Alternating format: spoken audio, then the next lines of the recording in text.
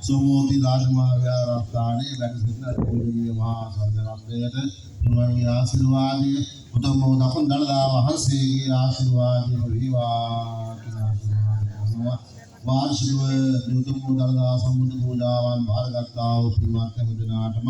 මේ වසරේදී උතුම් වූ පින්කම් පූජාවන් භාරගත්තා වූ පින්වත් හැම දිනාටම මේ උතුම් වූ සම්බුද්ධ පූජාවන් වලට සහසම්බන්ධලා සිටින අනිබුද්ධාය කාරකාදී පින්වත් හැමදෙනාටම තුන්වන්ගේ ආශිර්වාදය උතුම් වූ දකුණු දළදා වහන්සේගේ ආශිර්වාදය සමග ලැබේවා කියලා ආශිර්වාද. විපාසිකාවන් මේ ස්ථානයේ ක්‍රමෙලා දවස පුරාමදී ඒ දාන සීල භාවනා කියනවා වූ ඒ ආගමික වත්පිළිවෙත් දෙවියන් කටයුතු කරමින් ඒවසා කටයුතු වලට සහසම්බන්ධ වෙලා අඩියුදු කළා. වාගේ මහා සංඝයාත පින්වත් පිරිස් දකුණු දළදා වහන්සේ හරිසෙන් මේ උතුම් වූ ස්ථානයේ ක්‍රමෙලා යාමික වත්පිළිවෙත් වලට සහසම්බන්ධ වුණා. වාගේ ගෞරවනීය නායකයන් වහන්සේ විසින් අදුදී කාලේ ධර්ම දේශනාවන් මේ ආගමික වත්පිළිවෙත් සියල්ලක්ම පවත්වලා උතුම් වූ ස්ථානයේ පිළිබඳ